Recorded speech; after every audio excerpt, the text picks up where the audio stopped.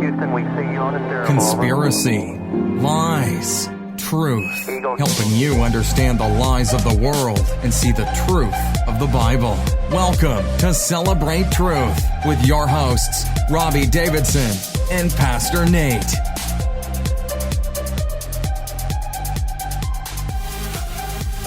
Hey, it's Celebrate Truth Radio. I'm Robbie Davidson, your host. We've got my covering co-host in tonight, Nate. How's it going, Pastor Nate? Heard you were under the weather this week.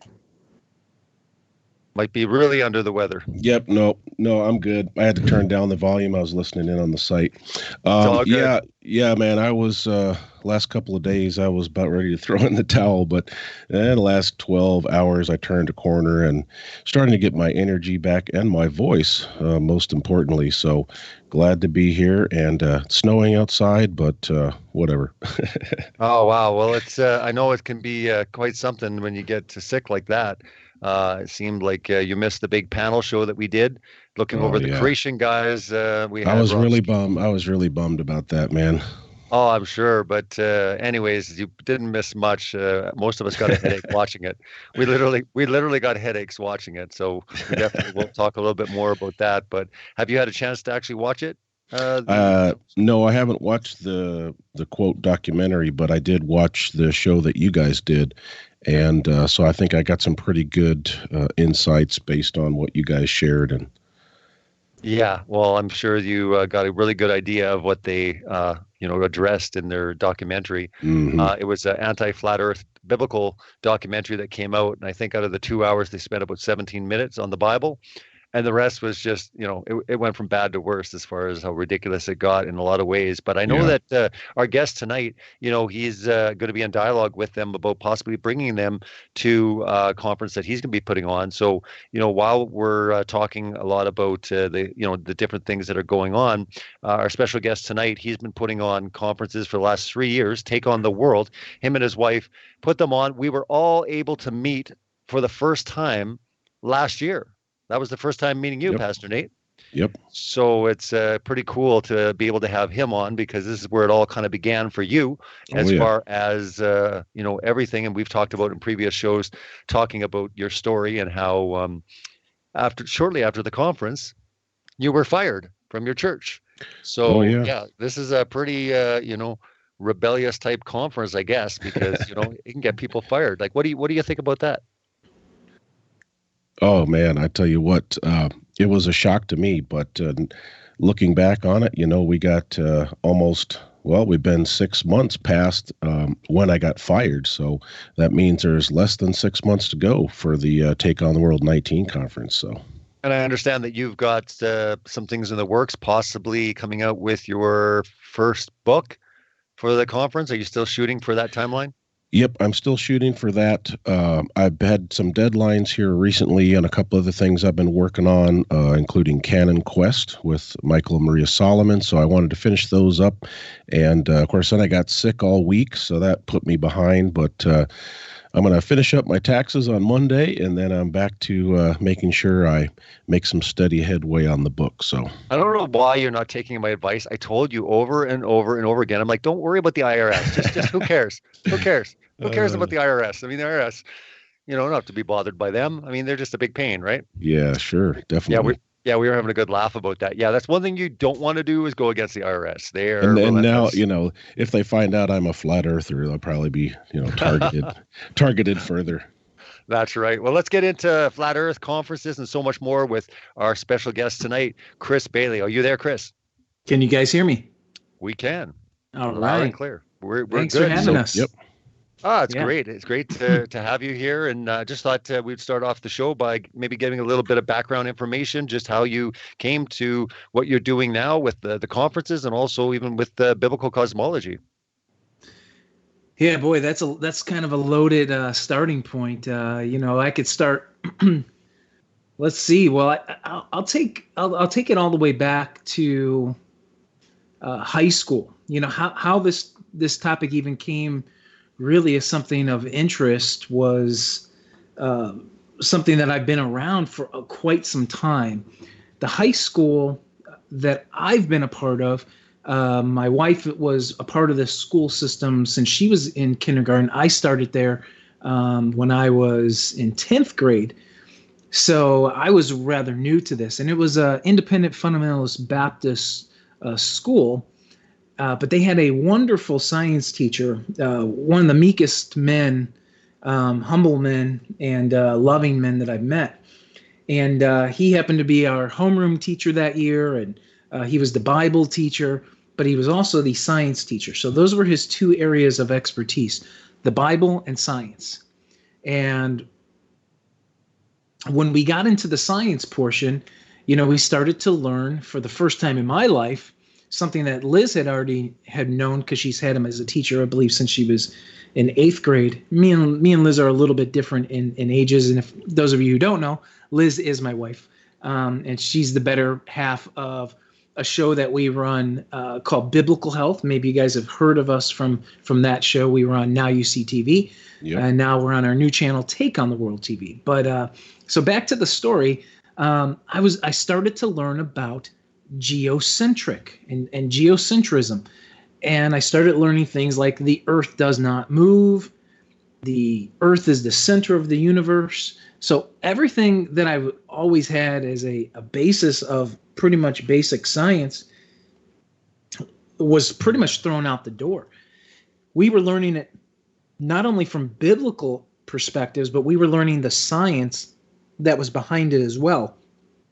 We were learning all those specific things. And what's so interesting, we have the notes today that we go back and look at. They're not mine, of course. They happen to be Liz's notes because, my notes were somehow in the garbage can pretty much after the course was over. But nice. Her notes right in the very opening page tell us, before we get into the geocentric Earth, of how they manipulate and lie to us in regards to the media and the government and all these things. And it tells you right here, here's how they lie.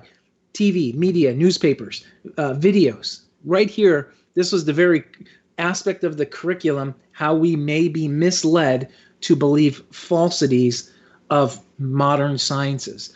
And so it's really funny going back through that. And you know what? At that time, geocentric didn't rock my world. Yeah, it said, wow, there's a different way to look at this thing.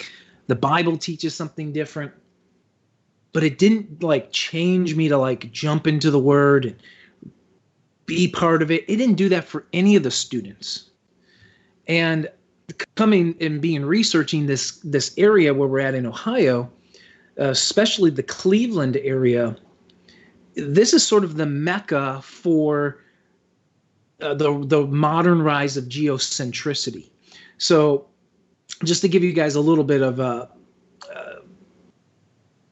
history here, in this area is extremely rich. There was a Canadian man who came down and to this area and was teaching a geocentric curriculum to people that were either college professors, theologians.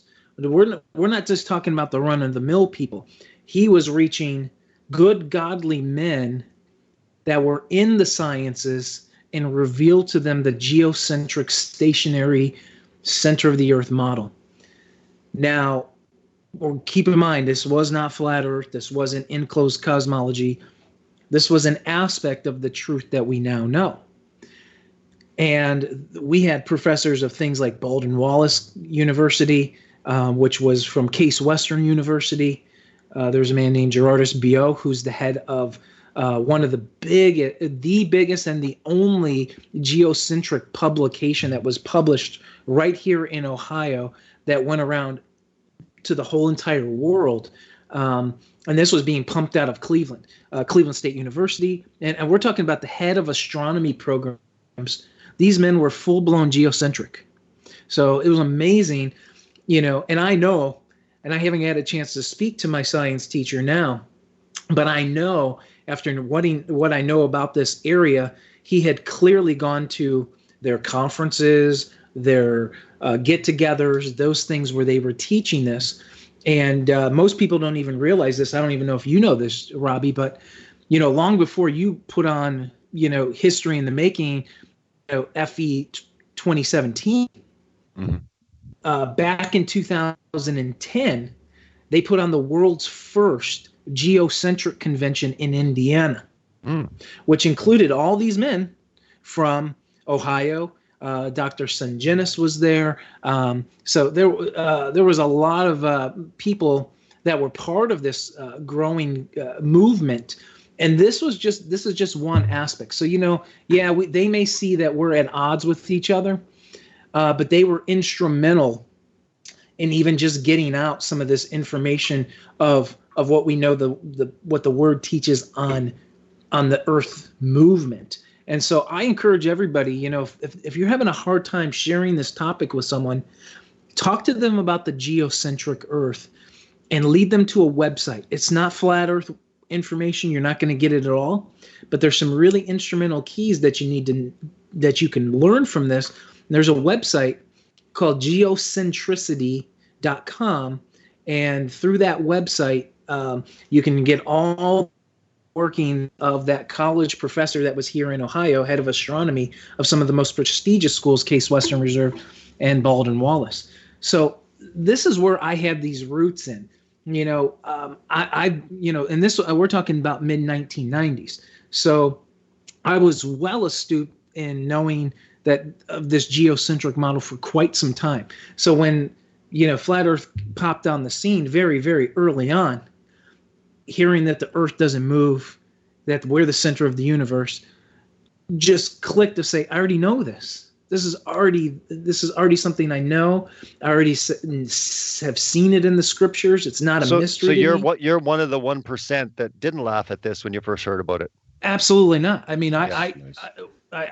we saw it and we go, absolutely. We already believe half of this, and here's the big thing: geocentric people that know that the word teaches a stationary earth isn't bringing in people in droves to salvation, dig deeper into the word, because only half of the truth doesn't change your paradigm. The fullness of the truth changes your paradigm, which reveals, and here's the big part, it doesn't reveal what the earth is. It reveals that the word is true. That his word is something we can stand on and trust. That's what's causing people to jump into it, study it, get into it. And then when they learn this Genesis account is real, they realize that the Savior account is also real. And they can accept him for the first time in life and not mock him anymore. And that's what we're seeing. And so that's why, being around geocentric for this whole entire time, I know people from my school, classmates, students that are younger than me, they laugh at this flat earth movement. They mock geocentricity, even though while they were taught the same things I was taught, it's because that half truth didn't change them. And that's, and so, a lot of them are atheists. Some of them are agnostic. Some of them are full-blown heliocentric, which means they'll say, yeah, what the Bible does teach a geocentric earth.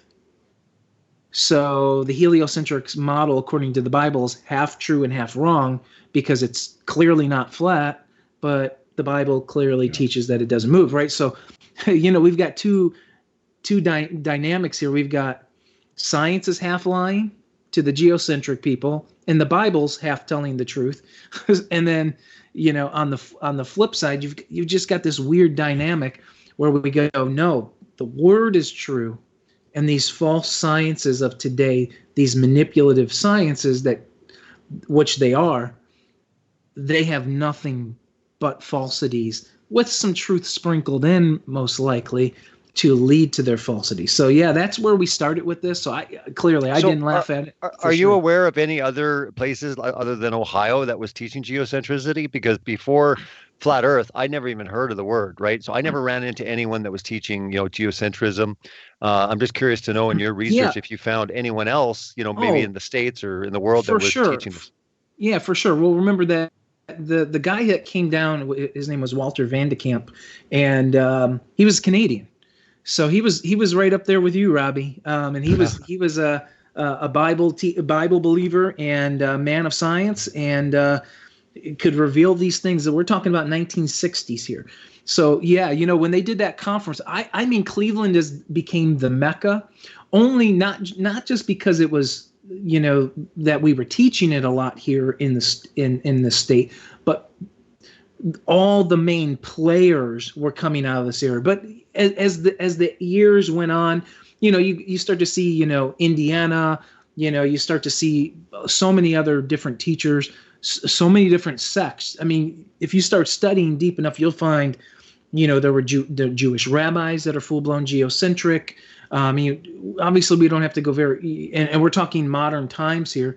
But truly what came out of, what is the publication called the Biblical Astronomer that came out of Cleveland, Ohio, they were shipping that everywhere. So it was going to other countries. It was, going to other states. It was a full-blown publication, just like, which I don't know why they won't accept, because the Earth is not flat review that they were doing in England, that they were mailing out that publication. What they were doing with the Biblical Astronomer, which got renamed 1984, they were doing the same thing, and they were mailing this out to churches and schools. Oh, okay. And they were the start of this. So I've got a lot of respect for the geocentric movement. Oh, sure. Yeah. I mean, I agree with you when you're talking about getting this to people that maybe flat Earth is just too out there for them. I've used the principle by, Dr. Robert Sugenis and Rick Delano many times, and many people have become geocentric. Maybe they're not quite, right over to flat Earth, but it has completely shifted their paradigm, in ways of like, wait a minute, the solar system, the way everything we've been taught.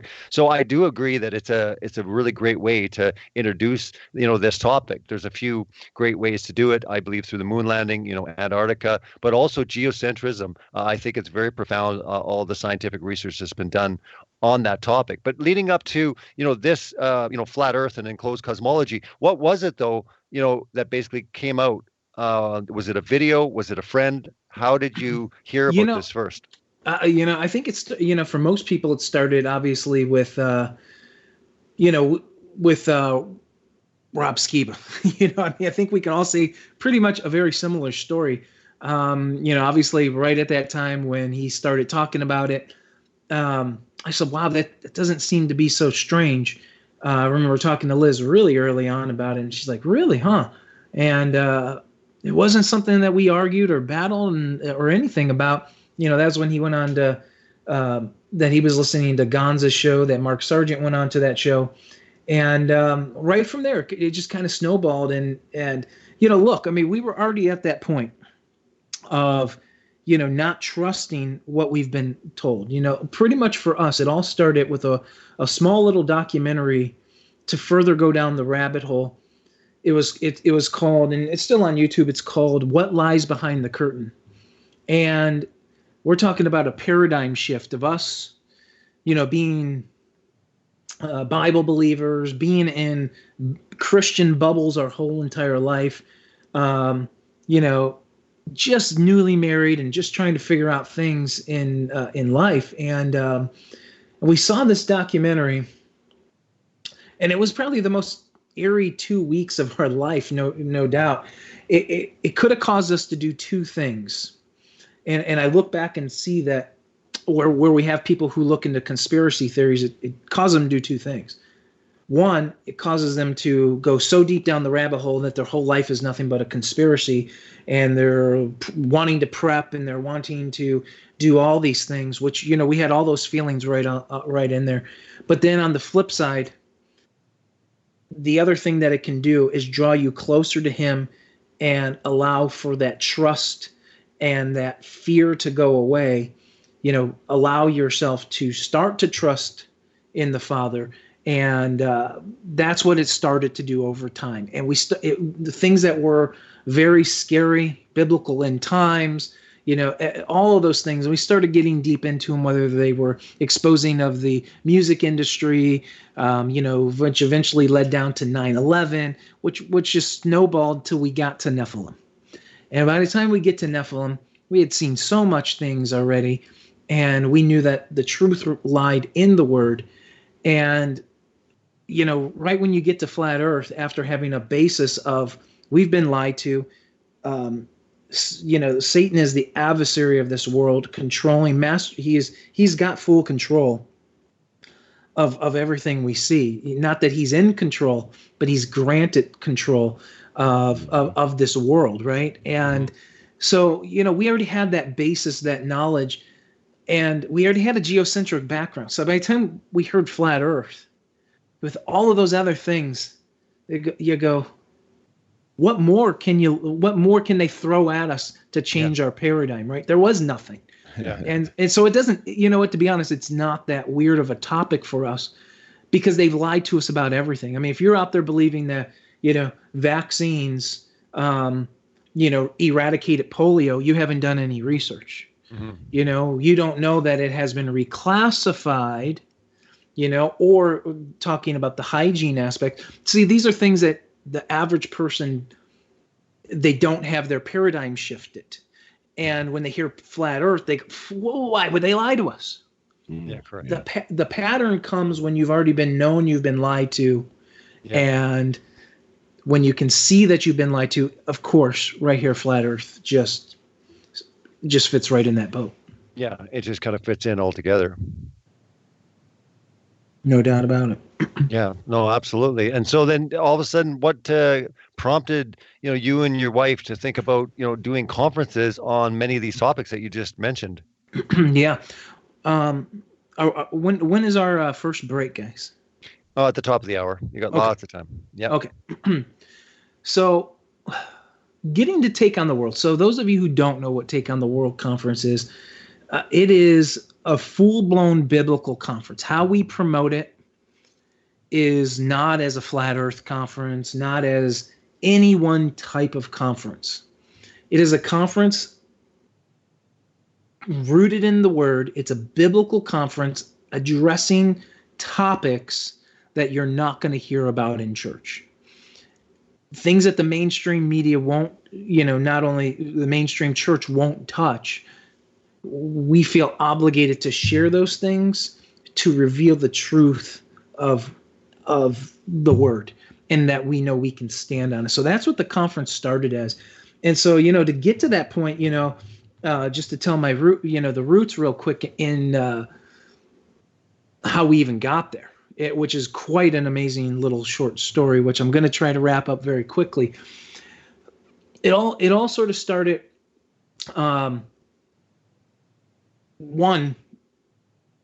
getting involved in ministry.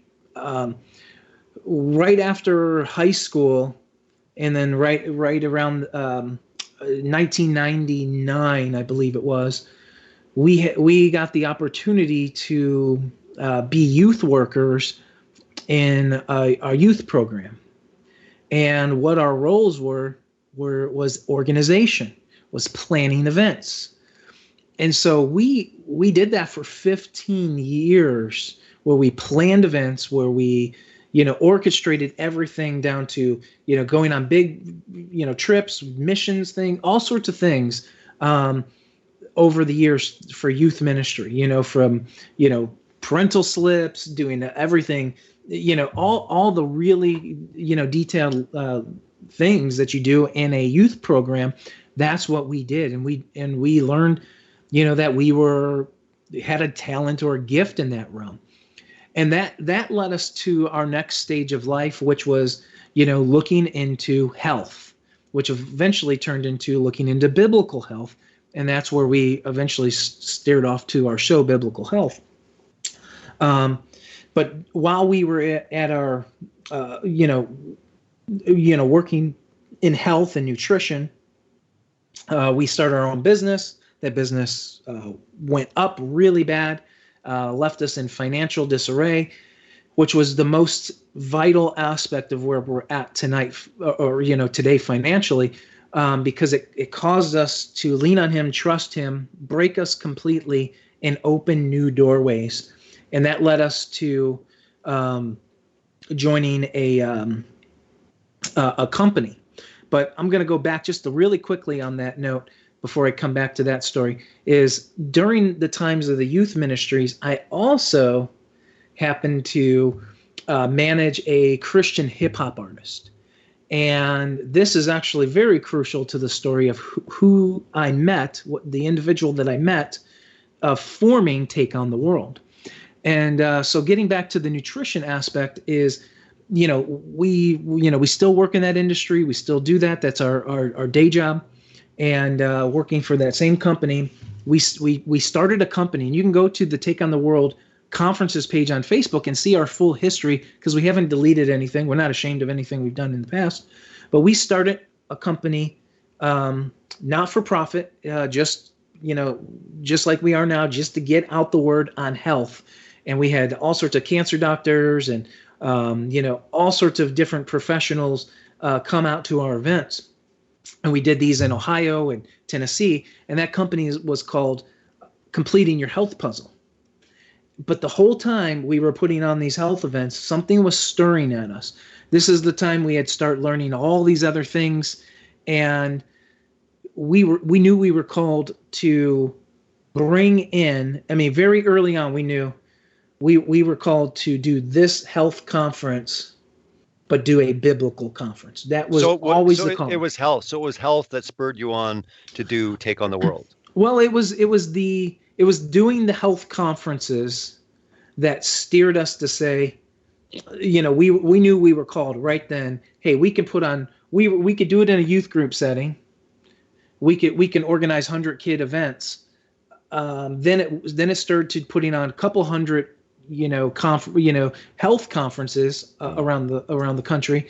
And that was, gaining those steps, learning the things, how to do it, because putting on conferences isn't easy. But come on, it's a piece of cake. Come on, right? It's not easy. But I'll tell you, with our background of doing that for a long time, just similar to yours, Robbie, you have a lot of expertise from former things that you've done to make what you're doing now. Well, it's easier than equipping. Yeah, it's an equipping that God knew what He would have you to do, and He spent all those years equipping you and Liz to be in a position to where you would launch some of these new things that would reach a lot of people for truth. Mm-hmm. And so, needless to say, we couldn't get our conference, our biblical conference, off the ground. We didn't have a name. We didn't know anybody, and all we knew, we were like, we need to bring, right then we were focused on a few topics, Nephilim, so obviously we were really, well researched in that. I actually was working on our own show with my cousin, and we were doing the Book of Enoch. We were doing Nephilim. We were talking about a lot of against the pre-trib rapture. We were doing a lot of these things during this time, but we were reaching kind of nobody. And what's funny is, after that, we didn't have any intentions of, me and Liz don't want to be known, but we just knew we needed to put on an event. And this always stirred at us, and I didn't think we were ever going to get the opportunity. And I was watching Now You See TV. I just found these two guys, John and John, and they were talking about, we eventually one day want to have, a network that has 24 hours shows. And I remember them saying that, and I go, wow, maybe these guys would be interested in a biblical health show, because we, that's what we do. That's what we've done. And it was crazy. I found John on Facebook. Here's this guy, John Pounders, and found him and reached out to John and said, hey, would you guys be interested in hosting a biblical health show, once a month on your channel? They said, well, let's chat and see if that happens. And long story short is, they said, yeah, let's do it. And sweet. That's pretty much how that happened. Like instantaneously, we went from being absolutely just don't know how to put on a or how we're going to put on an event. We don't know anybody. I reached out to Rob Skiba before that happened, and he said, let me know, here's what I need, and this is how many people should be there, blah, blah, blah. We're like, we couldn't even do that. was like 35 people or something. It was really small. And we're like, oh, geez, we don't even know 35 people who'd be interested in learning about the Nephilim or something, right? And lo and behold, here we are now in a totally new platform, and our shows are now getting, I was doing those shows with my cousin, and we had at max, I think we had 90 views on one of our Enoch videos. Yeah.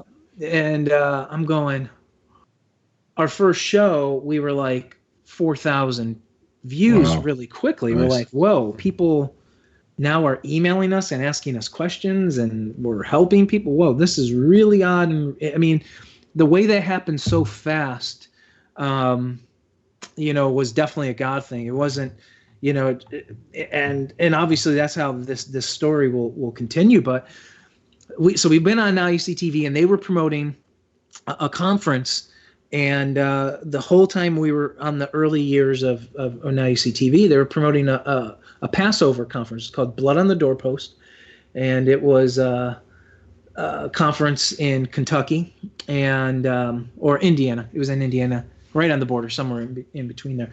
And Rob Skiba was there, David Kiriko, all the people that were like, wow, we would love to have at a conference. Mm-hmm. And if you guys have ever been to a conference with Rob Skiba, well, if you don't get him at the right time, you may not get a chance to talk to him, because Rob Skiba at events, and here's the cool part about Rob. He talks to everybody as much as he possibly can. He doesn't hide off in a corner and go away or anything like that. He's there and he's spending time with people. But he'll have 10, 15 people around his booth, surrounding him, asking questions at all time. And I never got that one-on-one chance with Rob. We went out to Denny's with the whole group afterwards, one of the evenings. We had a great time with Rob, but we never got a chance to talk to him about the conference. And at this time, I had already been asking the church that I was involved with if I could host a conference at that facility and rent out the building. And, I said, I'm going to the Passover conference. I kind of need to know. I've got this thing that I'm working on. It's just seeing if it can happen. And I get a big fat no during the conference. You can't host it here. I'm like, wow, we were crushed. Because all the things that we thought we were supposed to do, all the doors closed really, really quickly. And it wasn't because we were going to talk about the biblical feast days. We were going to talk about the Nephilim, satanic ritual abuse. It was the flat earth topic that they said, we just aren't ready for that topic. The other topics we can handle, because you've eloquently showed us feast days are about Jesus. The Nephilim is in Genesis, and satanic ritual abuse. They already understand it and dealt with it. And, I was told by a church you could talk about anything except geocentrism and flat Earth. So I hear you, Chris. I hear you. Yeah. Continue. And so I'm going. Me and Liz are packing up our bags. It was a wonderful conference. We met so many friends, and we had just gotten a big fat no from the facility. Nope, you can't rent us. And didn't get a chance to talk to Rob. And we're like, wow. We're packing up. We're leaving. It's Sunday. And we're like, well, maybe it was not meant to be, maybe next year. And this was already, the April and April 2017. So I'm like, if I don't promote now, I can't do an event in September. There's just no possible way. And I had the cart rack to load our luggage into the vehicle, and I had to return it inside to the hotel. And I made sure I take it all the way up front, because other people from the party and the conference, they may be there and they may need it. So I'm not going to leave it at the end of the door. So I walked it all the way through the hotel to bring it to the front door. I walked by the cafeteria, and there's one person sitting in the cafeteria at that time. Oh, let me guess. No, I'm just kidding. Continue. Well, it happened to be Rob Skiba sitting there by himself, and I'm like, I see him. I call Liz. I'm like, hey, I'm not coming out there. Why don't you pull the car around? And we had our son in the car. Why don't you put a movie on for him and come in? Rob's sitting by himself. This is the perfect chance. She's like, all right. And she pulls around, and I go up and be like, hey, Rob. He's like, hey, how's it going? And we start talking to him about the conference, and, it's going really, really good. And lo and behold, his ride shows up. A guy that I have no clue. He couldn't make it to the conference. And that's one of my best friends now is Chad Schaefer. He rolls in. Chad and his wife roll in, and, we're talking about the conference, and Chad goes and gets me his book, and Rob's like, yeah, I'd love to be part of your event, and, you should get Chad to come. He's an author. I'm like, all right. I didn't know anything about it, but I'm like, I trust you. And he's like, well, what are you guys doing? Rob's like, come on, let's go to Panera Bread and have lunch. And for the next 3.5 hours, it was me, Rob, Chad and his wife, Liz, and my son. We got to spend time together, really go through pretty much everything under the sun. And nice. We had booked the conference. We still had no name, but we were getting ready to plan this conference. I had 2 speakers now, and I had Chad and I had Rob Skiba. And David Carrico told me if it goes on, then I'll be there. And of course, then John said, "Hey, I'm here to support you guys, whatever you do." And still had no name. And at that time, this goes back to the Christian hip hop manager days. So there was a guy that they would do shows for with the guy that I managed. They were a rap duo called Union. And one of the guys was George Moss in that group. So I had known George for a while. I knew of George. I knew George. George didn't really know me. I was just, the guy's manager. And George had dropped a song called Take on the World earlier that year. And we had reached out to George, and he was going to be promoting our nutrition line because we had seen that he was into health, and we were looking for people that had a really good thing. And he was really blowing up, going viral with crazy enough breast pumps for nursing moms. He had posted a post about breastfeeding, and it went completely viral. ABC, Good Morning America, a lot of places picked it up, which put George back on our map. Even though we had known him, I had listened to his music. We seen him perform at many shows. If you guys don't know, George he became a hype man after that for Christian hip hop artist KJ52. So he got to tour the whole entire country with some of the largest names, be on some of the biggest tours like Winter Jam, if you guys are familiar with that. Lots of these really big things, sharing stages with Toby Mac and Newsboys. He actually raps the part of Jesus Freak on the Newsboys concerts, and he's done it like 5 times now. So he's super close with pretty much everybody out there. But so to get back to that story, he created the song Take on the World. We hadn't connected in person, and it was right at that time that we were talking about the nutrition thing, and he said, "Hey man, I'm going to be running through Cleveland, with my family. Want to come and have lunch with me?" And I said, "Hey, I got this perfect place." We met at a park overlooking Lake Erie, and it was absolutely a gorgeous day. It rained a little, and then it got perfect, which allowed us to start talking about another topic. And in his Take on the World logo happened to be the UN flag, or what we've now known as the Flat Earth Mat. And so I asked George, I hadn't talked to him about Flat Earth or anything at this point, and I said, "Hey, what does that logo in your song logo mean?" He said, "You know about that?" And I looked at him and I go, "Wait, you know about that too?" And he's like, and I'm like, what do you think I'm saying? He's like, yeah, man, it's flat, no doubt about it. And then we look out at the horizon, and he's like, come on, man, look at this, right? And I said, Nice, oh man, nice. I said, I'm right. Obviously we were just even more connected at that point. And I asked him at that point, I said, hey, your name of your song was very inspiring to me, and now it's even more inspiring to me.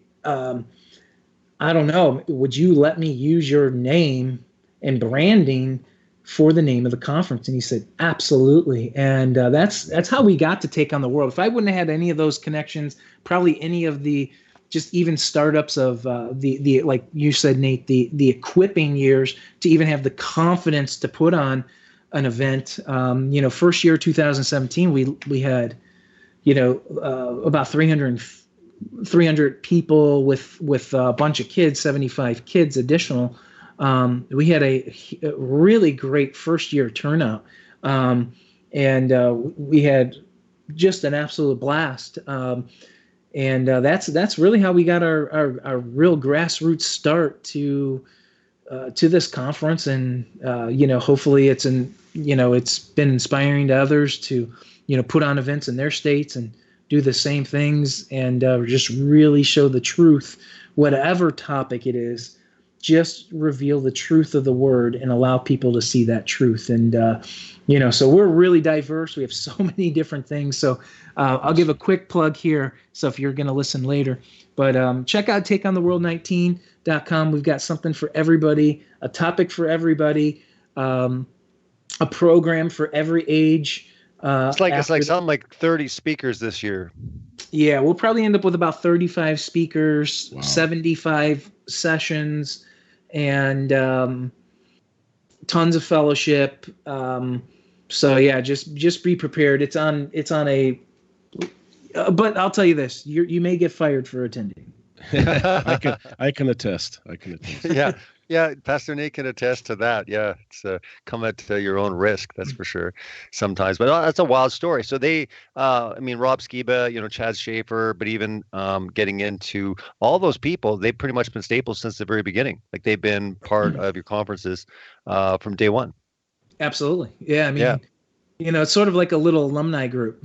If we're blessed to put it on for 5+ years, we'll end up having like a Take on the World alumni, which they're going to be staples to be at the, whether you've heard them a million times or not, they'll be there. So if I can get it. The new venue, which happened in 2018, was fantastic. Now, my wife and I had never heard of the conference, and we heard about it, just like 3.5 weeks or 4 weeks before the conference was, coming into place, and we were shocked that it was so close to where we are in the Toledo area. And the whole setup there was just, we were blown away. I mean, it's right on Lake Erie. It's great complex, and we just thought it was a very good location.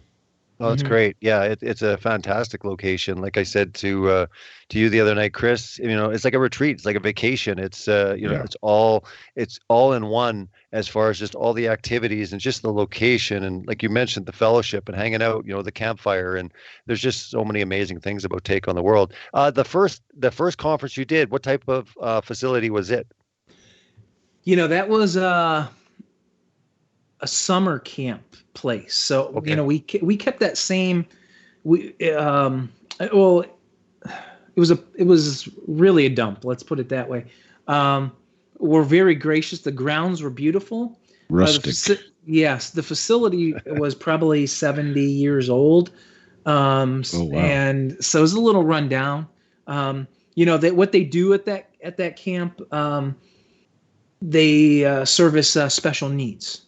So they don't clean very well, and which is actually really sad for all the special needs, because they don't understand this, and they don't deserve to be in filthy areas. So wow, what an upgrade we had last year. But look, 2017 was extremely special, and we knew we had to take it up a notch, facility wise.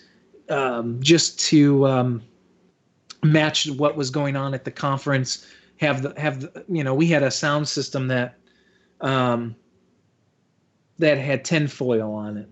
Gotcha. So there was it's humble beginnings, right? I mean, everyone can kind of look back and remember that, with many different type of ventures. But I'm always curious to find out, when you had reached out to me, what was the video, or how did you come across my work before you reached out to me to speak at Take on the World 2018? Yeah, I only knew of Celebrate Truth, and I didn't even correlate you and Celebrate Truth together, to be honest with you. Many people don't. I've had subscribers that have been subscribed to me for like 2 years, and then they find out, they're like, "Oh, you're Robbie Davidson.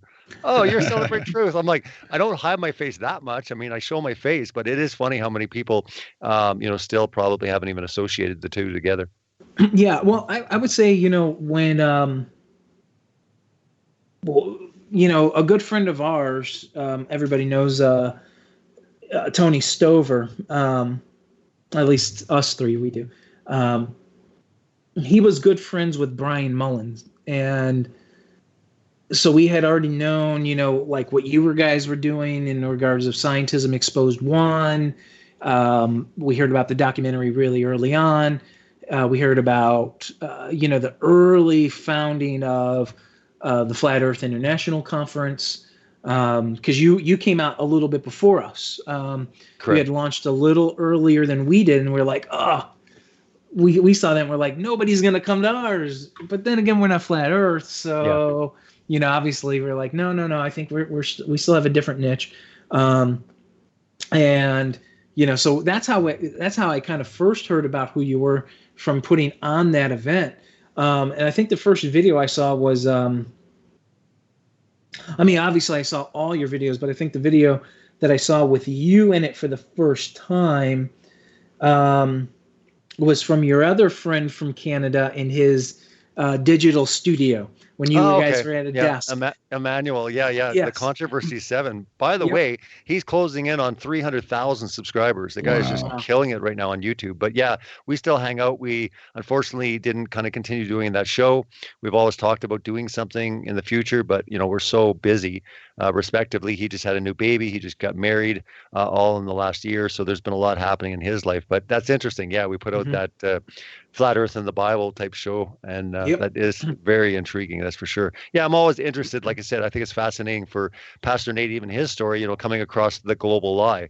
And I remember way back, doing that. I mean, I was working on that in 2015, and it's unbelievable to me just how many people have come across that, and it's really changed their entire worldview. It's changed their life, but also inspired them to go on and do their own work. So it's something that I always am happy to hear, that work's doing it. But I was really blown away when I did start talking to Anthony Stover, the fact that he was dialoguing or that close to Brian Mullen, because myself and my wife, we were really close to, Brian and his wife as well. And I had no understanding, but I think him and me were the only ones that truly knew exactly what was going on, with Brian. And unfortunately, he bowed out, early, but a lot of people were worried and wondering if something bad happened to him, or he went back to the globe. And he just wanted to get out of the spotlight, spend time with the family, and they're doing wonderful. So that's awesome. But Brian really, truly did inspire, and he really did make a mark in the time that he was on YouTube, and the work he did,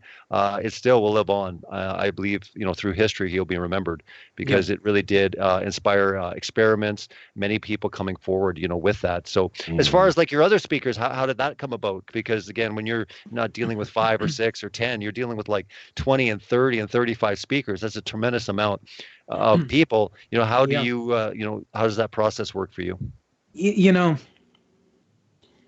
I would say almost every speaker that was at 2018, not every one of them, was what we're calling now divine appointments.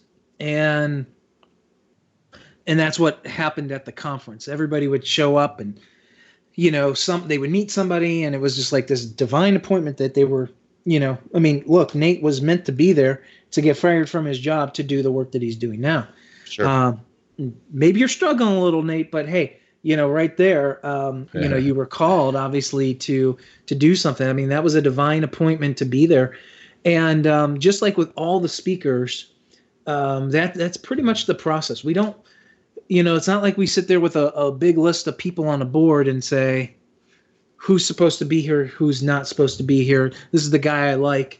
There's some maybe some nepotism of people that we have already thought of in our head, but overall, we just kind of let it play out. That's why we don't have, and even right now, we don't even have our full speaking roster set, and that's because we're gonna just wait and see, who he has planned for us to have at the conference, and just be open to that. And so that's why we haven't had our full list. And again, we do have standards, and we do have methods how we make sure, whether it's an invite back or a brand new invite. Obviously, if everybody's on the same page on specific things and issues that we're not on the same topic on, as long as they don't become dividing issues or something that they're passionately going to disagree on, it becomes an easy working relationship, especially if the focal point of everybody's ministry is Christ. And that so far that has been always the case.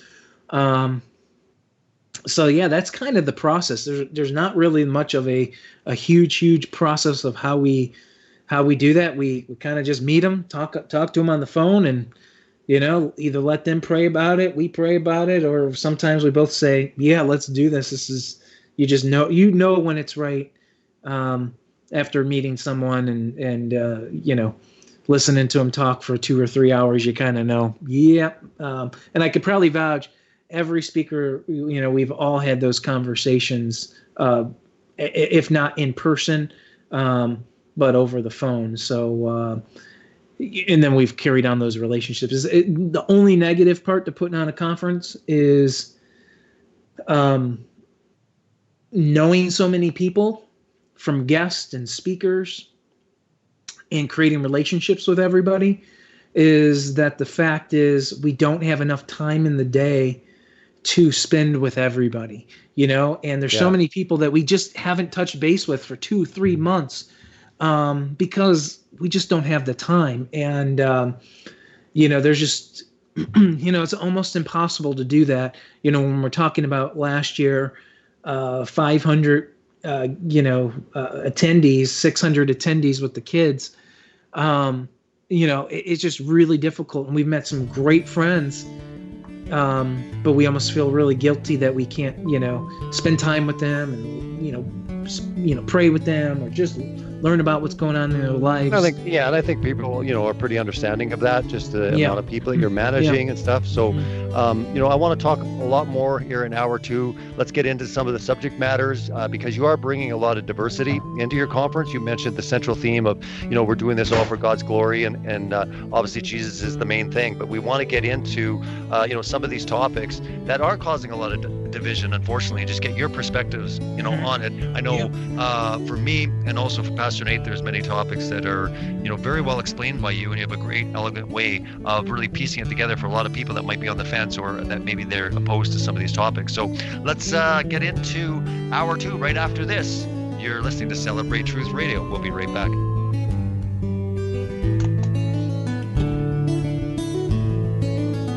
The opinions expressed on this radio station, its programs, and its website by the hosts, guests, and call-in listeners or chatters are solely the opinions of the original source who expressed them. They do not necessarily represent the opinions of Revolution Radio and FreedomSlips.com, its staff, or affiliates. You're listening to Revolution Radio, FreedomSlips.com, 100% listener-supported radio, and now we return you to your host.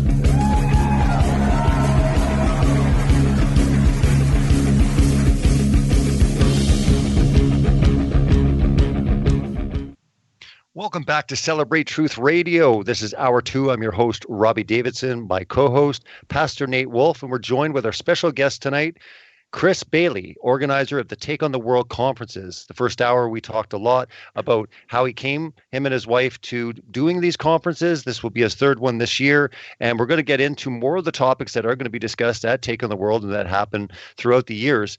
But getting into some that might be a little bit more controversial. A lot of people online, including myself early on in 2015, I found that a lot of people were talking about TORAH. And what I can truly say is, if I had taken what I had seen online as a representation of the true community, I wouldn't want anything to do with it. It would have turned me off. But I was able to be invited to speak at John Gabrielson's conference in Austin, Texas, Back to the Future. And that was the first time meeting some amazing people: Rob Skiba, Rick Hummer, John Pounders. And we had some amazing discussions. And I really got to know a lot of this TORAH observant crowd and kind of where their hearts lied. Now, getting to know Chris Bailey, I was blown away at just the way he was able to articulate and explain it in a way that really made a lot of sense. And I think it would be important to maybe start with that topic, Chris, because I know a lot of people that you bring in to your conferences, not all. And again, you're bringing a lot of different thoughts in. Again, the centrality is what's important. And you can explain about that, how this all leads. And this is truly where everyone is leading to. But I thought it was important that we could maybe just get into this TORAH talk, because I think a lot of people, a lot of Christians, even people that are, solid on the Bible, they're a little fearful on people talking about that, being TORAH observant, or even early on in 2015, it was called Hebrew Roots. And it put a lot of bad taste in a lot of people's mouths, including myself early on. But like I said, as I got to know, and as I've been getting to know many people in TORAH observant circles, again, I've seen nothing but incredible fruit coming from their lives. And it made a lot of sense when it truly wasn't, well, we feel we have to do this. It's we want to do this. Maybe you can explain a little bit more about how you even came into looking into more to do with TORAH. Well, yeah, it's the elephant in the Facebook room right now, no doubt about it. It's such a dividing topic. We hear, things like it's witchcraft. It's, everybody's going to be left to,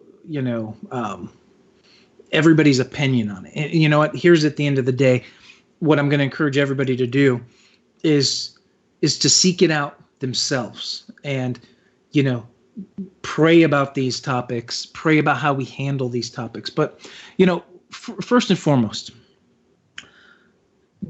people that claim to be, quote, TORAH observant, or if you're out there and you've maybe been asked that question, and some people don't know how to respond to that because we don't even know what we're talking about. Some people don't even know that the word, TORAH, means instructions or relatively the law. Some people don't even know that, so we don't even know what that means. We're making it seem like it's a different faith altogether, and there's a lot of people who out there will claim that. But when we look at that realm, when people are out there, and here's the good, the bad, and the ugly. There are groups of people out there that will say, "Are you TORAH observant?" Now, here's what they mean by that. They mean, do you keep the dietary instructions, the feast days, the Sabbath, and wear tzitzits, tassels? That's what they're asking you. See, when you look at Yahweh's TORAH, God's laws, it encompasses all of them. We can't be reductionists. So, a while back, Timothy Alberino, he talked about people that were in the TORAH movement as reductionists. Now, I didn't agree with his assessment, but the word fit perfectly, because we can't reduce God's laws to meaning dietary instructions, Sabbath, feast days. Nobody's asking, "Hey, Robbie Davidson, are you TORAH? Do you love your wife? Take care of the widows? Do you love God? Do you love your neighbor? Are you, do you, that's Right. not what they're asking." Mm-hmm. And I think that's where we have to put this back into a proper context, is we're talking about the fullness of God's laws. We're not, which would encompass a few of these topics. And the topics that we are talking about, which are historically the topics that everybody fought. The Catholic Church fought. See, nobody's going to go and fight the moral laws. We're not going to go and fight bestiality. We're not going to go and fight, can we lie, Murder, steal, cheat? lie. Right. Yeah, correct. Yeah. See, both sides are reducing. They'll say, well, the law's, so one side of the scope will say the law's dead. So can we lie? No, of course you can't lie. Well, then are we under the law? No. See, we're just going to keep doing this inner fighting circle. And then the other side is going to say, well, you guys are completely lawless because you don't keep the feast. But you keep 98% of them. See, there's people out there that will fight Torah, but yet they are keepers of Torah. They're just not keepers of some things that they don't understand. And here's the reality effect. There's people who keep the Torah in the regards of those few things that we talk about. Now, in your opinion, just so we can get this out for the audience that's listening, do you believe that you need to keep all the law or Torah to be saved? Is this a salvational topic? See, that this is where it always comes back to. Both sides. I bring that up because I think most people are looking at it because it's so passionate. In the same way that, when we get passionate about flat earth, people assume that we're making it salvational, unless we go on the record and say, no, we're not saying that this is salvational for the believer. So I think it's really important to address that, because for me, I started looking at it early on that way. I'm like, whoa. These guys are saying you got to keep the law. If not, you probably aren't saved. So again, I think that's where the apprehensiveness is with most people when they start hearing about this. So continue and maybe explain a little bit. Absolutely. So everybody, at least that I surround myself with, and I can't speak for people that I don't, because there's going to be all sorts of groups out there that say a lot of things. But very clearly is that we know that salvation comes through faith, through grace alone, of that finished blood atonement on the cross. No other name shall you be saved. Jesus, Yeshua, right? There is no other name. Amen. Yep. So that is salvation. We're talking about love and obedience. So here's the crux of this. Salvation is so important. And I'm going to say it like this. The most vital part of our faith, if we believe what I just said, is that's how you come to salvation. The most vital part of your faith is that finished work on the cross and that he rose again, being the death, the burial, and the resurrection. Without them, your faith will crumble. So if you believe that's how you come to salvation, then you already know that the death, burial, and resurrection is the most vital part of your faith. Yes. Without it, it crumbles. Everything else is secondary to that. Yeah, 1 Corinthians 15, 1 through 4, Paul speaks to that, the death, burial, and resurrection. That's the gospel in a nutshell. Mm-hmm. And our blessed hope is not only that he did those things, but the scripture clearly tells us what that blessed hope is that he's coming back for us so that way we can eternally reign with him forever. Amen, yeah. So we all are in agreement on that. Now, here's where it gets a little bit, I didn't know this. And most people don't know this.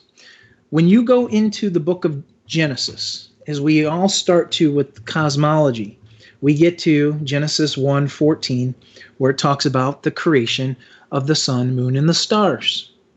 Right? We get day 4 right here in creation. Mm-hmm. And it's telling us they are for times, days, and for seasons.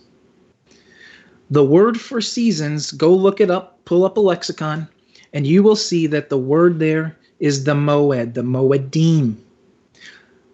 Look up what the word moedim means. It doesn't mean winter, spring, summer, or fall.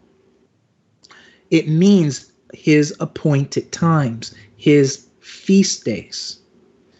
These feast days, followed up by the next feast, the weekly feast, which was the 7th day coming soon, these are the prophetic parts and the most vital parts and our blessed hope of our faith. If you don't understand the season that we're in right now with unleavened bread, Passover, first fruits, Shavuot, if you don't understand that these are They're not Jew feasts. These are Jesus feasts that reveal the death, burial. They all point to him. I mean, they all point to Jesus. Oh yeah. They all point to Jesus. This right here is the most vital part of your faith. Now, and then if you didn't know, with the fall feast, these fall feasts reveal his second coming, and so does the Sabbath, as we get to take eternal rest in him. And so here it is very clearly. Go read if you guys are interested in extra biblical books. Jubilees 2 is a parallel to Genesis 1, and it tells you specifically, outright, exactly what the authors of Jubilees, whether it's an inspired book or not, whether you believe it or not, it was written in an era, in a time in Israel by people that knew that the sun, moon, and the stars aligned for those feasts. Now, here's the kicker to that. They didn't align just for those feasts. They aligned for the redemption of mankind. Let me say that again. The sun, moon, and stars were placed there, and their movement, because we know that they move, we stay still. Correct. They were created for the redemption of mankind, the most important, vital parts of your faith. If you don't have goosebumps every time you look up at the sun, moon, and the stars, and know that those were created with this perfect plan of redemption of his only begotten Son for us, then we're missing the boat. And see, right there, his feast, right there, you automatically know right there that these feasts that were created in the Moedim, and even when they're given to Israel, they're not referred to as Jew days. They're referred to as Yahweh's days. These are the feasts of the Lord. And see, that's where we get this big confusion about, well, those are for the Jews. Shouldn't do that. And if you didn't know, during creation, the Jews weren't created yet. Okay, just letting you guys know that. And we don't get that story of really when the Jews don't come onto the scene until the children of Abraham. And I always have to sing this little song, and I'm a terrible singer, but here's the kicker of this whole thing. Father Abraham. Father Abraham, right? And I did it on our last show, and I'll do it again. But it is so important to understand that concept of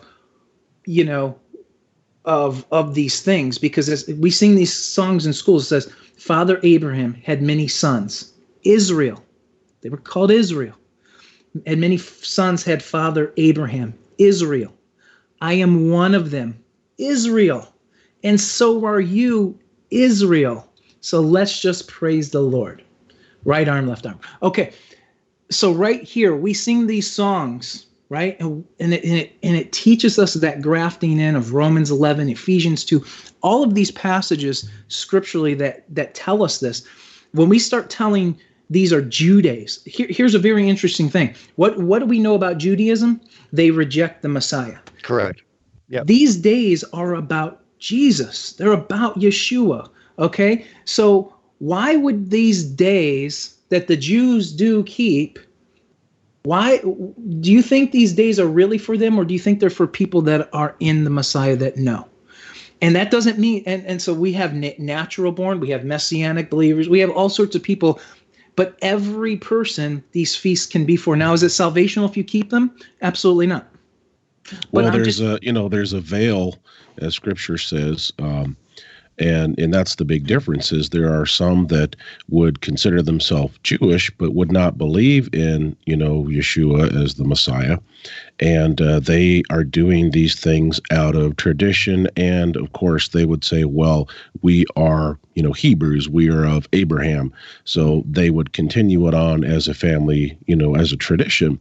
But they would miss, as you said, the spiritual component, the spiritual illustration and connection. And so, I think that's, like you're saying, there's a big difference there in what you're taking away from those feasts. And I find it interesting. I mean, that's a whole nother story. What does the word, Jew mean? Where did it come from biblically, and those types of things? But it's interesting that Abraham was from where? Ur of the Chaldees.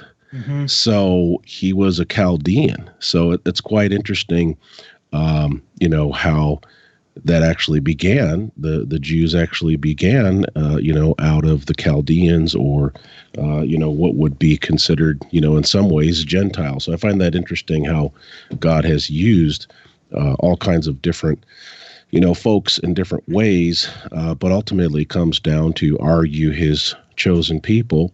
Yep. Do you recognize him as the Most High? Mm-hmm. And just on that same note, as him, being from and being most likely a Chaldean, that's where we get the word Hebrew from. What does it mean? And it means crossed over one. He was a Gentile. Yes. Now he's crossed over.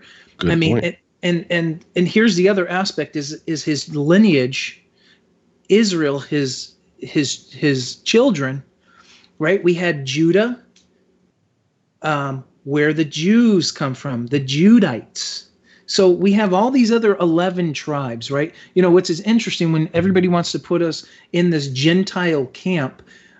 For example, they miss out on a lot of aspects. When we when we get into the gates of heaven, we have to enter in through 12 gates with the names of 12 tribes on them. Guess what tribes they are? The tribes of Israel.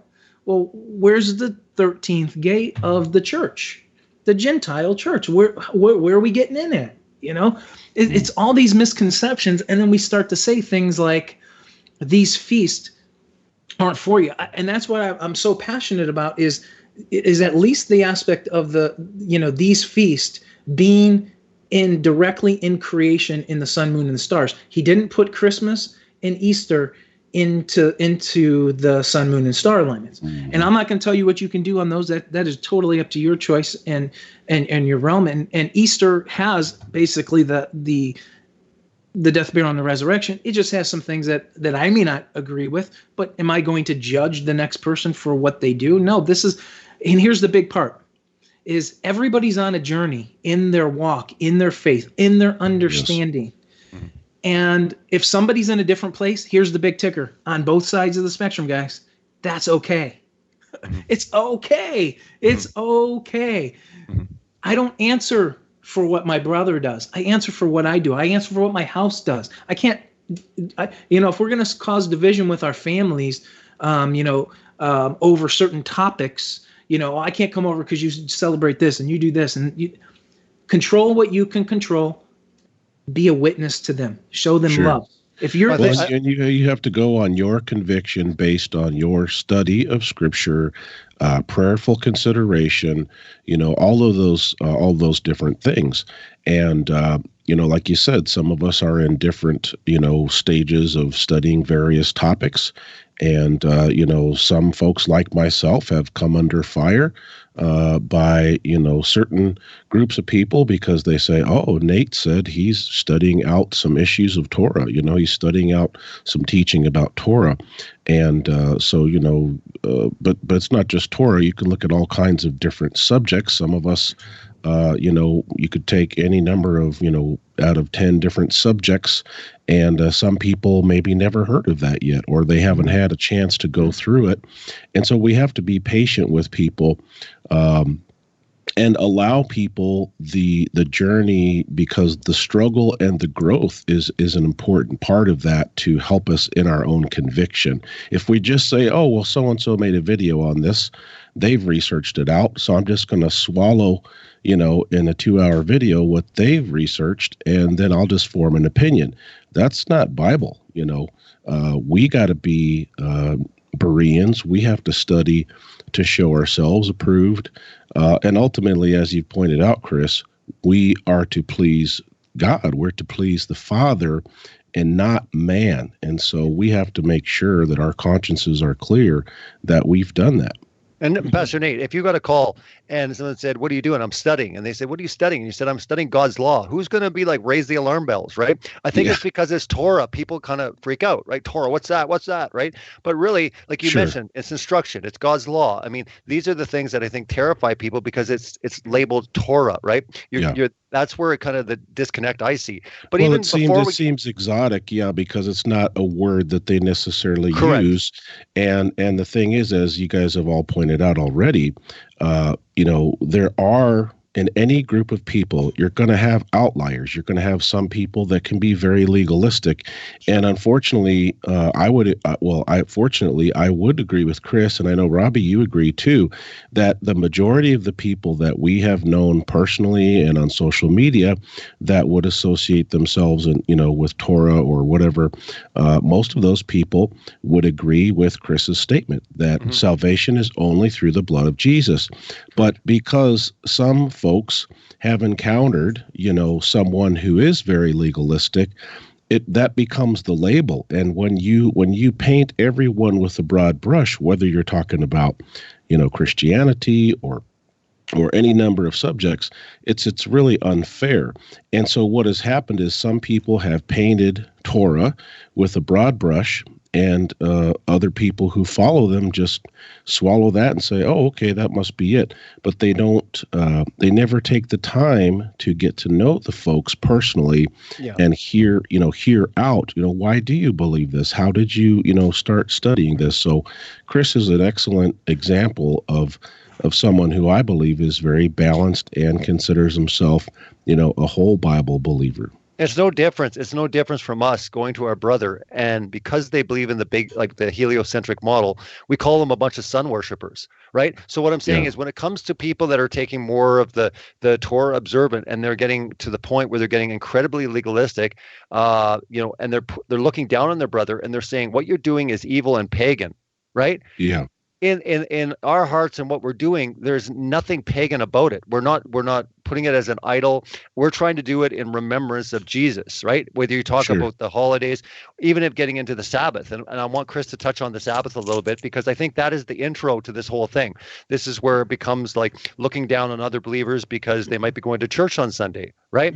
Versus, and again, I think it's important that you address this, Chris, because again, that's the number one thing that comes up. It's just like, well, wait a minute, I've been doing this. I worship the Lord. I'm on Sunday. And then all of a sudden somebody comes along and says, what you're doing is you're worshiping Zeus. You're doing evil, and that is not, Christianity. And I don't know if you're even saved, if you even think that going to church on a Sunday is correct. So I think that's important to bring up, Chris, is getting into the Sabbath, because as we're talking about the Torah and Torah observant, that's one of the key things that really sets us apart is, the Sabbath being Saturday, which most Christians, if they've even done any type of study, they would agree that the Sabbath is on Saturday, right? They would look at the Lord's Day, when he resurrected or whatever on the Sunday. But I think anybody would recognize that we're dealing with the fact that Sunday is not the Sabbath. But maybe you can comment a little bit more on the Sabbath, because I think it's important.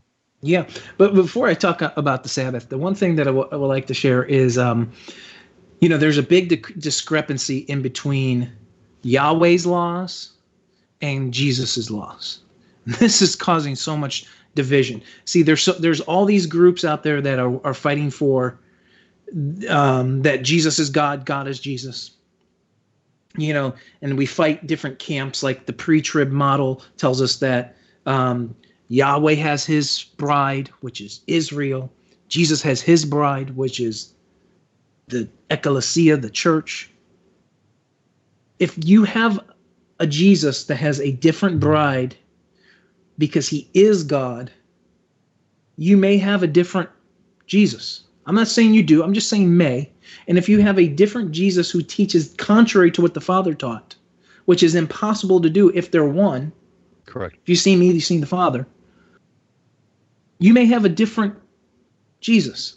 So when he says this thing, and this is the big part. When Jesus says, if you love me, you will keep my commandments. Now, what's the emphasis on? It's not the commandments. The emphasis is on the word love. Yes. And that word is agape, unconditional love. He's saying, if you unconditionally love me, you will keep my commandments. You will do what I say. See, here's the problem with the law. Here's the problem with the law. Although there's nothing wrong with the law, ever. The law has always been wholly perfect. Every scripture has stated that. So I want to be very clear on that. But here's the problem, what it does to us. It causes us either to have agape love for him by obeying it and doing it, or it causes us to become Pharisees and Sadducees on either side of the scope, whether we're for it or against it. And this is what we have to guard ourselves on. See, you have to check yourself on every single motive. If you're out there and you claim Torah observance, but yet you go on Facebook, but you don't love your brother, the greatest of the commandments is you are called to love your neighbor, but yet you're putting down your brother online. Mm-hmm. Are we keeping the Torah? No, we're not. And on the flip side, if we are in Jesus and we unconditionally love him, wouldn't we want to keep the feast days because he told us to do them, because they reveal his death, burial, and resurrection? Wouldn't we want to just do that because he said, here, do this and remind yourselves of me? A great example, we could talk about, obviously, I'll touch on the Sabbath here, before I get there is understanding this method is intention. It's what we do, intention, what our intention is. If we don't understand the feast days and we don't keep them, are we breaking his laws? I don't even necessarily believe that's what it's referring to. The intentional aspect of breaking these things is now the problem, because we're all in this walking in the journey. And I mean, Paul makes it clear, if I did not, until I knew what sin was, then it became a sin, right? So there's a layer and aspect of understanding of some of these intricate things. And even when it comes down to Sabbath, that's a great point, Robbie. My stance on that, and maybe it's just my stance. We can worship the Father Sunday, Monday, Tuesday, Wednesday, Thursday, Friday, and it doesn't affect a Saturday Sabbath. There are a lot of people who say you need to leave the churches, you need to do this, you need to do that. Look, that's what they say. Until the Father tells you, hey, you need to get up and move. You need to do this. On anything, just like the story of Jonah. He said to go. But if he said to don't go and he went, would he have faced the same consequences? I believe he would have. We know what that consequences was. So until you hear a clear direction on what to do on any aspect of your life, you do what you've been called to do. And if you haven't been called to leave and you're there for reasons and he has you there, see, that's the part of the journey that everybody's on. And it's okay. That's okay. That's not my walk. That's their walk. I have enough problems, enough issues I got to deal with in my own walk. I got enough issues in our family, all of these things that I can be worried about. I don't need to be worrying about what you do, what you don't do. That's a good point, because the scriptures are very clear. Who am I to judge another's servant? If God wants him to stand, he can make him stand. And so, that's why each one of us as individuals are responsible to work out our own salvation with fear and trembling, because we recognize that, one day we will stand before the judgment seat of Christ, and will be judged for our deeds, not for other people's deeds or what they thought of us. And so that's, I think, critically important. And again, you make a good point. Some people have left, modern American church system for their own convictions, but they've painted such a broad brush saying that if you are in any American church, that somehow you're in Babylon, and basically how could you even be saved? And so, we have to be careful to avoid legalistic extremes, but your point is well taken, that we have to follow our convictions, not based on our feelings or our likes or dislikes, but based on a diligent study of the word and fervent prayer. Mm-hmm. Well, I've always said that some Christians, even when they're worshiping, they want to worship by dancing, or they want to be more charismatic. Some want to be more reserved and quiet, right? That doesn't make one necessarily wrong, and one better than the other. It's based on how that person is led to feel closer to God. And again, some people do it more in reverence and, being still, and some, get excited and they're, happy. I just look at it like this topic is, like you had mentioned, Chris, it's what you're saying is it's pretty much individual. It's how you want to observe. It's like almost how you want to, remember. I look at the, you brought up Passover. I can't see it being, how in the world could it be bad by remembering the great sacrifice that Jesus did for us? What would be wrong about that? Now, it would be wrong if you're enforced into it. You have to do this. And if you do not do this, then there's no way you can please God. To me, I think that's where the disconnect is. And I think a lot of people will see that because people are very passionate. Just like we're passionate about biblical cosmology, it might come across as being very judgmental, like we're somehow closer and we understand the Bible better than our brothers and sisters. Well, here's an interesting, and to go back just to Sabbath, and then I'll touch on that real quick. Yes, if you study out the Sabbath, no doubt about it, it does not change throughout Scripture. There are theologians and people who will fight that to their death, but all you have to do is go look up the writings of the Catholic Church to know that they are the ones that switched it from Saturday to the venerable day of Sun. And that doesn't mean that Sunday's a bad day. Okay, there's a lot of people out here in this movement that will say, well, Sunday's the sun worshiping day. No, Sunday is the first day of creation. It was a pretty important day. Yeah. So it was great. We just can't allow what Satan has taken to destroy what is still good. So look, if you're seeking out this, a day of rest. I mean, really, we're going to complain about a day of rest, everybody? If you choose to take it, take it. If you choose not to take it, don't take it. But I'll tell you, there's blessings in it. And again, I go back to, if you unconditionally love him, and he said, take a day. I set this day apart in creation for you. And here's the big key to that.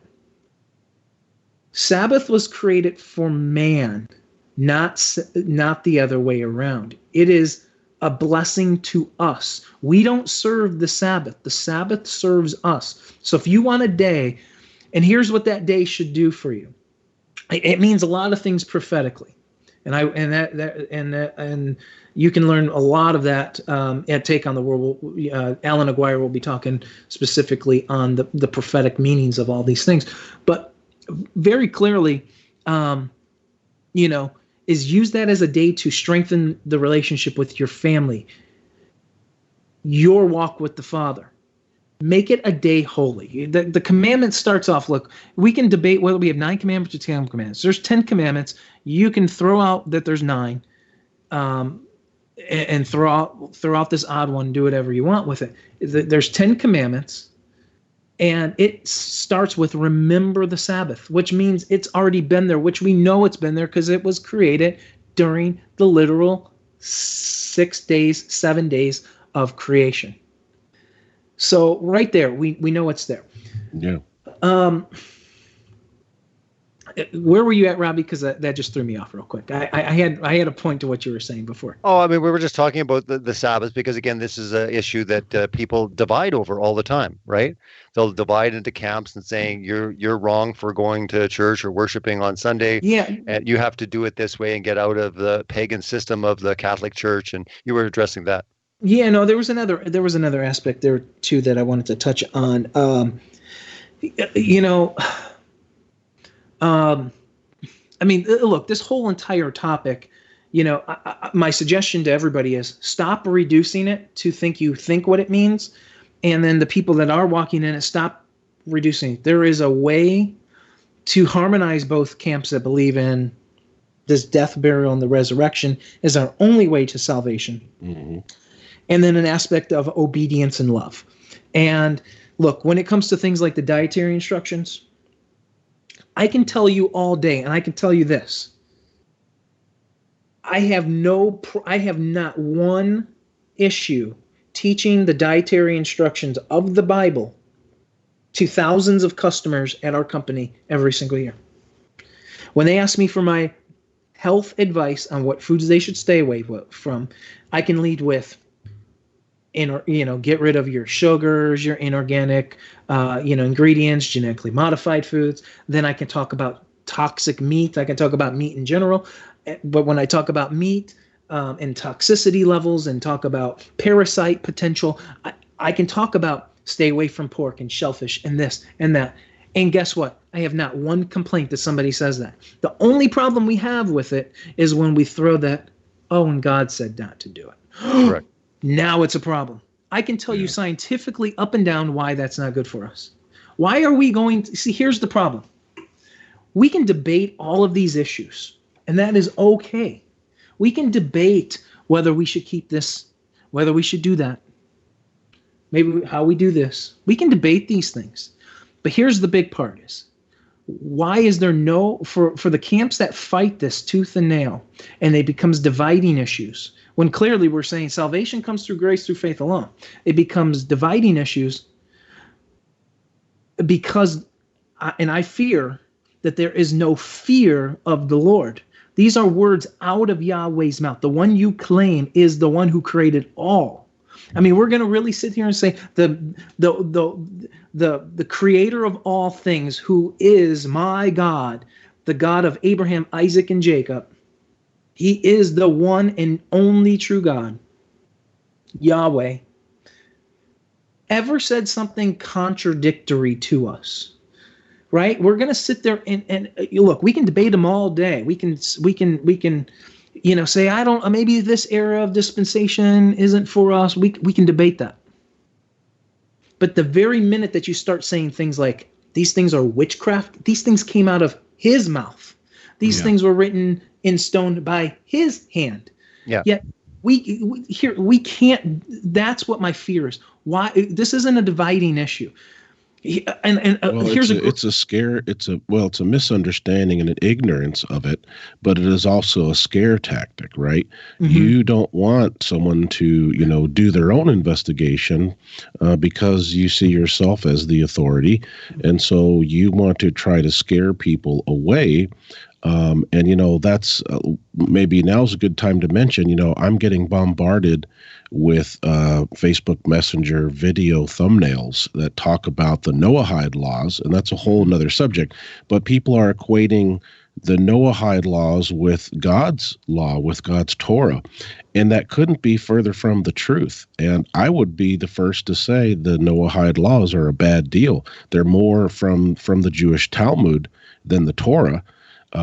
But see, you have a few people that are known in the community making that connection. Pretty soon you have everybody monkey see, monkey do. They're all jumping on that bandwagon, and they're just making blanket statements like Torah is witchcraft. Torah is going to bring in the Noahide laws. Pretty soon those people who are Torah observant will be sacrificing animals. I mean, it's getting ridiculous. Which makes no sense for a Christian, even in Torah, to do that, because they all recognize, and I'm saying the majority, or especially on the train of thought that Chris is coming from, that Jesus was the final sacrifice. Exactly. So why in the world would a Christian, Torah observant follower want to ever think that it would be good to sacrifice any animal? Well, that's Judaism. That's what I think they're putting together. And here's a very interesting thing. If you go back and look at the prophets, and you go look back at the Torah, and you go back and look at all the meanings and all those things, I'm going to say this, and there's a lot of really interesting aspects around this, but you will find very clear specifically that animal sacrifices were never required, and that I can show you plenty of verses that support that.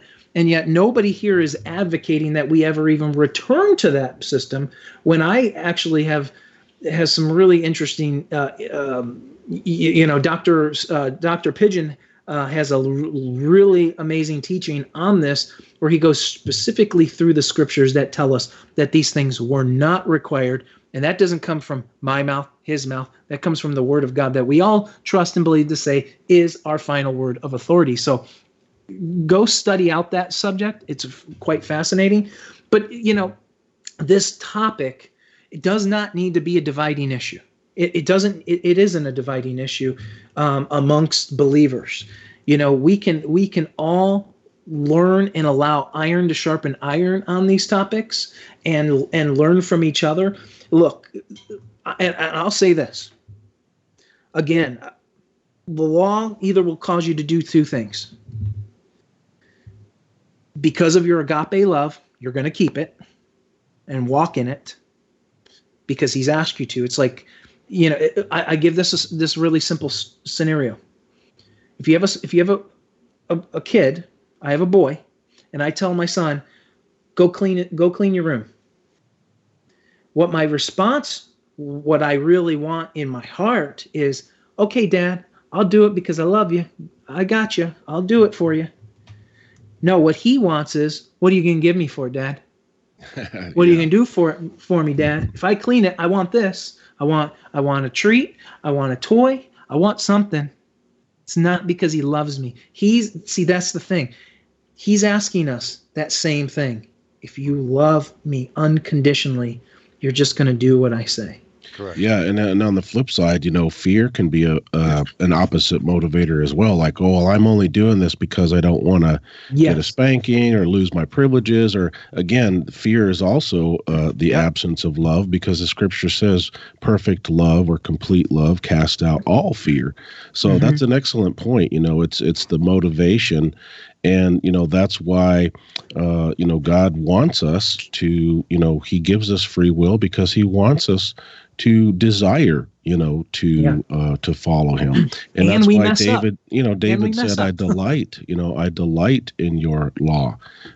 That's quite a loving statement, And quite honestly, on our path, though, we might not be even at the point where we're called to a certain thing. You brought up Jonah, and we know that Jonah, had a calling that not everyone has a calling for. And I'm using this as an analogy, but you mentioned that we're all on a different path.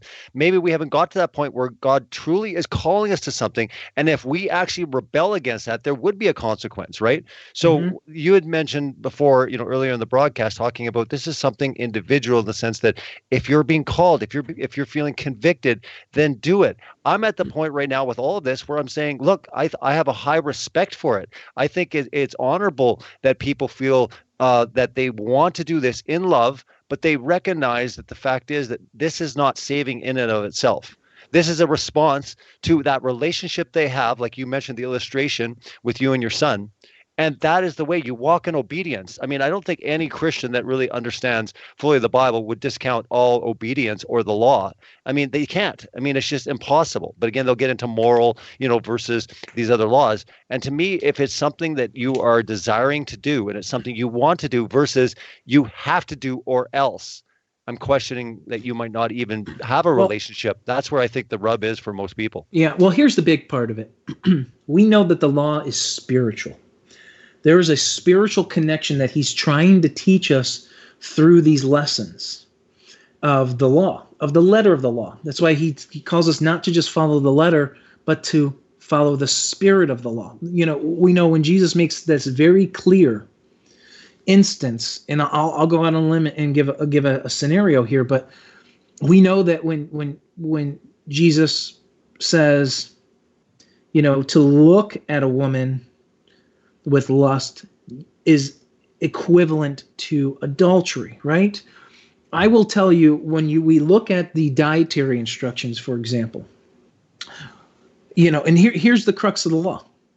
Obedience to it because of love leads us to blessings. Don't seek blessings, everybody, if you're not loving him, because then you're doing it for the wrong intentions. But obedience because of unconditional love yields blessings. Disobedience to them yields curses. When we look at the dietary instructions of just these handful of things that are unclean in the scriptures, these unclean animals, what's the spiritual lesson being told here? As we teach in biblical health all the time, I can run you up and down a list of all the things that you should and should not eat. But I think that's where the spiritual law comes in.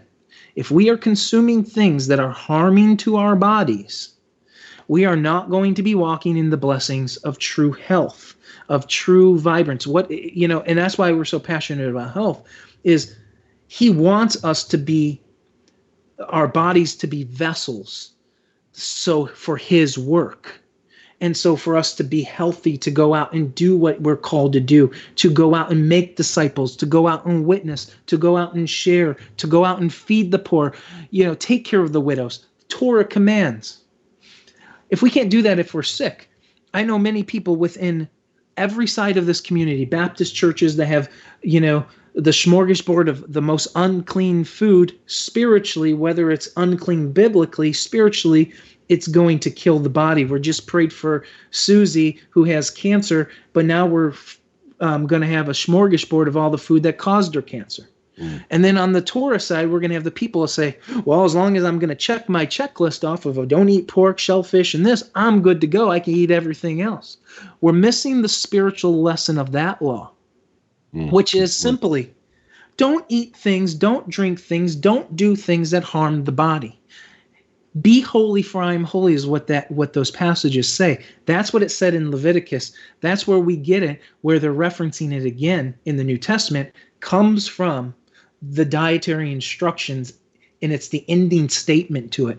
And so there's an aspect of health in there, which is a challenge to all of us. That's why I know there's so much grace in this area, because oftentimes you don't hear grace and law, but they're synonymous. You can't have one without the other. Because when we fall and we make mistakes, we need that grace. When we consume things or do things, or and we have issues, and he grants us favor and grace and doesn't allow them to manifest to diseases or this or that. See, this is the whole concept of, not the concept, but this is the whole aspect of this perfect law, is it's trying to teach us these spiritual lessons for everyday life. And so, when it comes to that moral law, look, something about his death, burial, and resurrection, if we're going to debate the moral and ceremonial, if you want to think that the keeping Passover, feasting, eating with loved ones, having a good time, worshiping his name, if you think that's ceremonial, that's your choice. I view that as a moral issue, because he is moral, he is holy. I keep things that reveal around him. Eating clean, moral or ceremonial, it's a moral issue.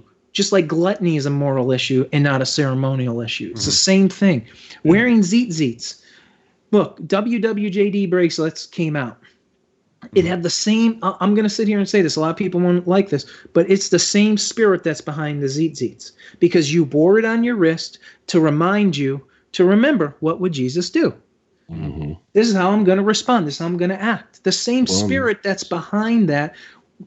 Yahweh said, hey, this is a good thing, and I'm going to give them to you as tassels that you put on your clothes. See, is that a moral or ceremonial thing? Don't wear it to be part of a tzitzit club. If you do that, look, anybody who keeps the law and they're legalistic and they're this and they're that, and they're doing it to be part of clubs or they're being obligated to do these things, you know what? There's a lot of people called it witchcraft. Okay? The actions can be determined, maybe witchcraft, whatever your intentions are. But his perfect law can never be considered that. Our intentions of our heart may be very evil, just like all those Sadducees. I mean, Yeshua said, listen to every word they say, but don't do as they do, for they don't even keep the law. What does that mean? Meant they were teaching the law, but they weren't doing the law because they had no love. Good point. And right here, that's why I said, listen to them, because they're telling you good things, but don't do as they do, because they don't keep the law. It's all about intention. It's all about love. It's all about that. So if there's people who have been in this movement, who have decided to walk in his feast days and learn about them, and they became legalistic with them, and it led them down all dark paths and wrong ways. That's where it can become burdensome. If something is a legalistic thing, that's what's burdening you. It's his commandments are not burdensome, is what the scripture says. Where the burden comes in is when we have a legalistic yoke, that we put on ourselves. And the Jews did that with creating the Talmud, with recreating the book, the works of the law, creating all these documents that we know historically exist. It comes back to the Jews, though. It comes back to Judaism. And I think for Christians that see this, the big panic is, oh no, he's going to lead everyone into Judaism. So maybe comment on that, on how absurd that statement is. When I've heard this a lot of times, that you're going to basically revert everyone back to Judaism or Judaizers. There's a difference between being, a Jew and being a Christian. And I think that's the biggest fear, is that you're going back to the way they did stuff. Yeah. And here's the problem with that, is that a lot of people in this are moving that way. No doubt about it. There are a lot of people that are trying to move in that direction, because there are people in this, and I'll tell you right now that salvation comes through grace through faith alone. I view all of these topics as every topic, whether we're talking about flat earth, whether we're talking about, because we call it biblical cosmology, whether we talk about understanding of Nephilim or understanding of deeper things in scripture, theologically, historically, all those are maturing in our faith. Understanding the feast days, understanding these commandments that are good and wholesome to keep. These are maturity in my faith that started when I was 11 years old. It's not something new. It's not something new. This isn't new. My faith hasn't become new and my old faith washed away. It's an enhancement on what I've already believed. And that is the ticking point of saying, okay, if you believe that and you're coming to this, and it's not changing your faith, but only enhancing your faith, walking it out, learning more. We can stay surface level on all these topics our whole lives, but there are mounds and mounds and mounds and mounds and mounds of evidence on all these things that we talked about. You can turn a blind eye to them, just like you can turn a blind eye to biblical cosmology. It's there in the Word, and it has mounds and mounds and mounds of evidence and research that you can either choose to look at or completely ignore. And this is the problem, that's out there. Why we're having these fights in this battle, and if it's taking you to, Judaism, where you're throwing away the Messiah, when you're throwing him away, when you're not doing it because of love, and you're doing it because of a list of rules and regulations, and you might as well start moving that fullness direction, and because ironically you've walked away from your faith if that's what's happening. But yet at the same time, our Messiah, who happens to be of a Jewish descent, of Israel native born descent. Look, here's the thing. If you don't understand that understanding of the grafting in, if you're stuck in dispensational doctrine and you don't understand the grafting in approach of who you are, of the commonwealth, spiritual Israel, the grafting in of the olive tree, this is all going to be extremely foreign to you, because you're going to have a mindset of that's the Jews, we're the Christians, and you're just going to keep going off of this approach. No, the only people who are saved are the only people that accept Christ as their Savior.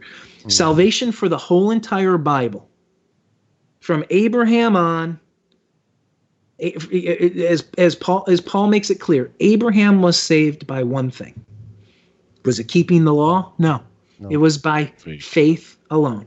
Correct. Right? It was his faith that saved him. And yet, but when you look at Abraham, what did he do after his faith? He obeyed all the laws and all the decrees of Yahweh. Correct. Again, yeah. So we're just talking about obedience, and everybody obedience. I'm not saying is okay to look different. I'm not saying that, but is going to look different based on everybody's understanding in their journey and in their walk. And some people are going to be extremely legalistic, say you can't do this on the Sabbath, you can't do this, you can't stand up, you can't do this, can't run your electricity, you can't have a mailman come to your house. Everybody's going to have their own opinion of all those things. That's their journey. Let them figure that out. The problem is we all take it to Facebook, and we take our walks to Facebook.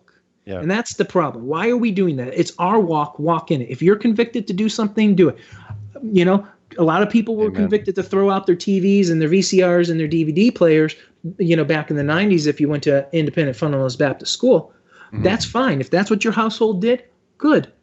Amen.